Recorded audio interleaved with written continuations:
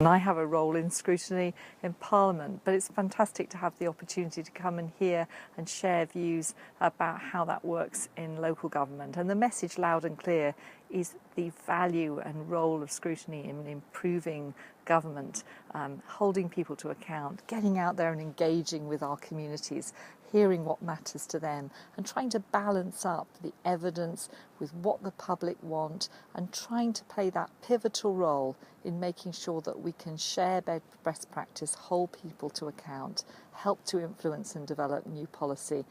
Such a role for scrutiny, and as I say, really great to be here and hear how that's happening in Devon and across the southwest. This has been a really interesting event.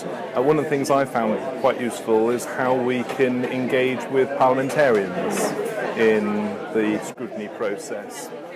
So some of us will have members of parliament who don't necessarily have the same interests as we do. They may not be of the same political persuasion as us and unable to take forward some of our concerns, but talking about the use of all-party parliamentary groups and also some of the peers I found particularly interesting and will take forward to South Gloucestershire. The highlight for me today was hearing citizens through the voice of scrutiny, and it was so interesting to hear how different local authorities respond to engaging with members of the public, to scrutiny, and people being responsive to scrutiny. I think, it's been worth it. It's been worth travelling all the way from Luton. Yeah, found today's very useful. It's interesting to see how other authorities are working with scrutiny. In Luton, we're looking at select committees, so that's one of our main reasons we came down here for. But yeah, overall, really good day out. It's been really valuable doing an improvement piece on the role of scrutiny at Buckinghamshire, and I've been able to test and challenge the ideas that I've got with others. What's been really great for me today is being able to talk to council officers and scrutiny officers coming from my point of view as an elected member. I've been able to learn so much about what they all do and get some really good ideas about taking back to my work with the council. It's been a really, really good, enjoyable morning. I very much enjoyed the scrutiny and the chairmanship of Alistair Dewhurst. And the more I understand, the more the people I represent are going to understand. And this is an area that I feel, as an individual, I'll be able to bring some more meat to the bone as time goes by. I've just attended a very interesting ideas exchange workshop where we discussed the integration of health and social care with Anthony Farnsworth. Lots of representatives from different parts of the organisation, NHS, CCGs and our own social care provision. Somerset, Cornwall, Devon. Fascinating discussion, and I'm sure it all will help us with our scrutiny in future years.